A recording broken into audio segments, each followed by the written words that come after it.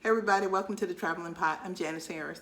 Today we're going to make chicken and dumplings, a southern staple, which I think is a southern staple. But here in my new home, it's not a southern staple, so we're going to try to make it a southern staple for here. However, let's get started, okay? So today we're going to get our pot ready. Y'all, I got a new gadget. I am so excited. I could just move this little thing y'all around. I hope y'all like it.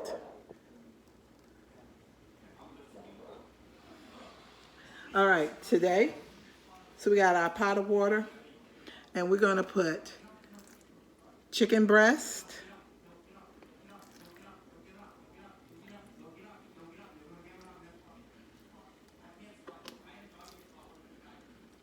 hold 1 minute while I wash my hands.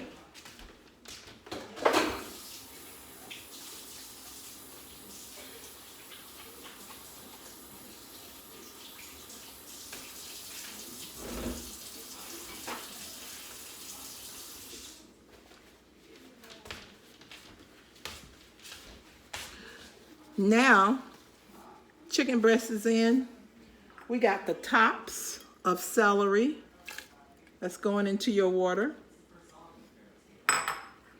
1 whole onion cut up, that's going into your water. I hope I told y'all this is homemade chicken and dumpling. We got 1 tablespoon of salt and 1 tablespoon of chicken seasoning. We're going to turn it up and let it come to a boil, and then we'll let you know exactly what's going on. Hey everybody, welcome back to the Traveling Pot. Now our chicken is on. It is starting to boil, so we're going to let that cook. But while we're waiting on the chicken, let's put together the dumplings. So this can be 2 ways. You can use it as a drop dumpling. Have a spoon here because maybe you don't want to roll it out with the rolling pin. Or if you do, we're going to add some more flour to it, and we're going to knead it a little bit and roll it out and cut it with our pizza cutter. In this way, I always think that you get more dumplings than when you just drop it. To each his own. Everybody doesn't think that way. But we're going to try both of them and see what happens, okay? So to this, we have a cup of flour. We have a half a teaspoon of salt, 2 teaspoons of baking powder. We got 2 teaspoons of butter. And let's just cut that butter. We got our pastry cutter. So let's get that butter all cut up in there.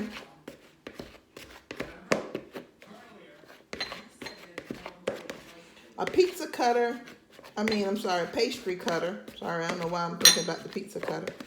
But a pastry cutter is great when you're kneading or getting ready to put dough together, because you don't always want to get your hands always in there and try to break it up. But this will break up that flour and cold butter and give you the consistency that you want.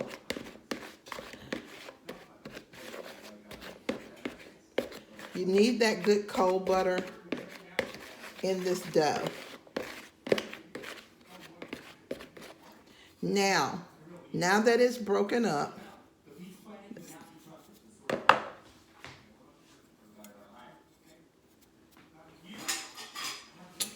you can tell we broke it up a little smaller. We're going to add just a little bit. I'm not even going to measure it. Just a little bit of parsley flakes to it to give it some color, because the chicken is chicken breast. The dough is going to be, white. So we need to just add a little bit of color. So we got a 1/2 cup of milk.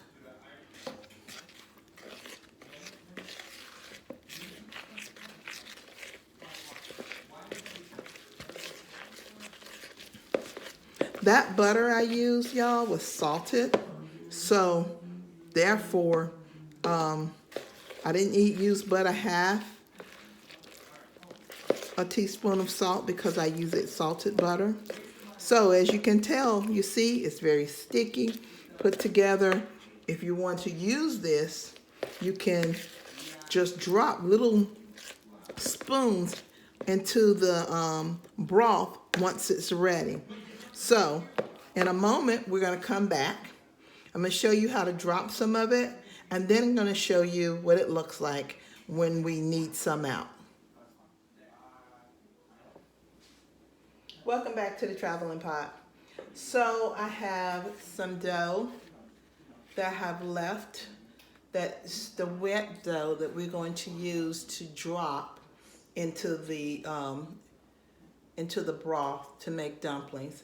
And I also have the same dough that I kneaded for a few minutes, and I am going to cut it with the pizza cutter. So I believe that the pizza cutter kind of gives me, cutting it when I need it, gives me more strips than when I just drop it. Now that's, as I said, everybody has a different opinion about it. That's just my opinion. I like it, maybe I can say I like it a little bit more uniformed per se. Maybe that's not the reason. I really can't tell you. But this is how they just come up. You're just going to drop them. Put a little flour in the bottom of your bowl that you're going to take to the stove. Put a little flour so that just in case while they're resting and you're kneading them out, you don't want them to stick to the bottom of your bowl. But just a little bit of flour on them because you don't want them to stick. Okay? So we'll be right back, and we're going to do first some drop dumplings, some drop dough that has not been kneaded, and then we're going to do the dough that was kneaded. And you know, you can make your own decision about it. The good thing is we're just going to enjoy some chicken and dumplings. Welcome back to the Traveling Pot. So in our pot, you know, we had our celery, the top of our celery that we cut. We had cut up onions. We took the chicken out, and we're going to chop that up. We have 1 can of cream of celery. Because instead of this, I told you this was an easy one. Instead of me making a cream sauce myself, I went ahead and got a can of cream of celery. So that's where we're going to start from there. So let's get this, it's already hot. So we're just going to let it kind of come to a boil or simmer, and then we're going to drop.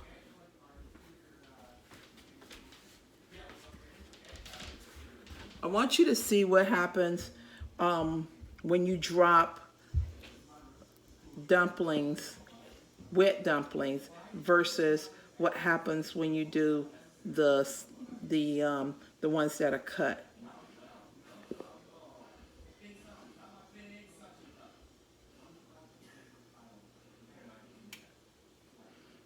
Okay, so I'm not going to make mine very big.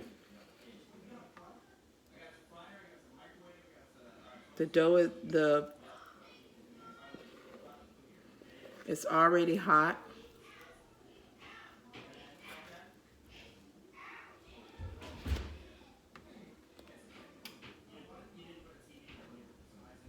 I'm sure y'all hear my grandchildren in the background. It's always something going on. It's like the boys against the girls up in here. The girl said, Madison says, get out. Sean says, when she's in his room, he wants her out. I really don't understand. All right, as you can tell, you see how once they drop to the bottom, then they come back up and they begin to start floating. And that's what you want. You want your dumplings to float. You don't want them to be so heavy that they just stay at the bottom. They need to float. And it only takes about a good, I guess, about a few minutes for them to cook. They're going to turn over, and then they're going to get done. I only made a few of these to show you the different techniques of dumplings. because I told you I like mine to be cut. I like a more uniform. So as you can tell, they're kind of fat. They don't have a whole lot of shape to them. They're gonna blow up. That one little thingy will blow up. And so when you're serving them, you're not gonna give, not with this method, you're not gonna give a whole lot of dumplings per bowl. Now here are the square ones that I did. The ones I cut with the pizza cutter. Those are going to stay down just a few more minutes than that because of the fact that first they're cold. And and it doesn't take as long. I think that that water's really hot. I think that the other method is kind of time consuming because I really don't want to have to do all that dropping.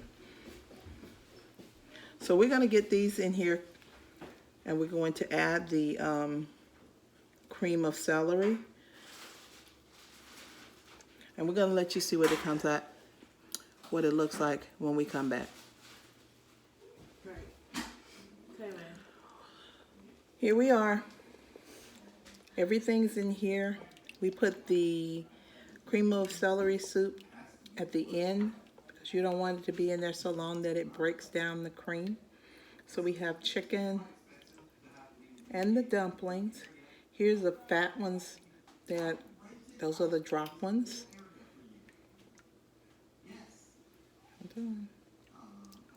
And for some reason, I can't seem to pick it up. And then those are the ones that were cut. In a few moments, we're going to let it simmer and it'll be done.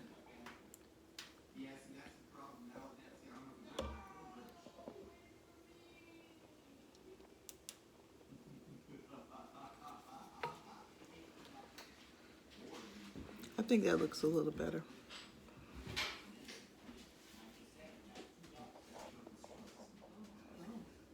We're back and our chicken and dumplings are done. They look delicious and they're now thickened. The chicken is nice and tender. Those dumplings are nice and tender. We're going to ladle it up and show you what we did. Welcome back. You see I got a person in the back eating the chicken and dumplings. Delicious. And this is our bowl. Nice and thick, nice, healthy, hearty pieces of chicken, nice thick dumplings. Came out great. Try it.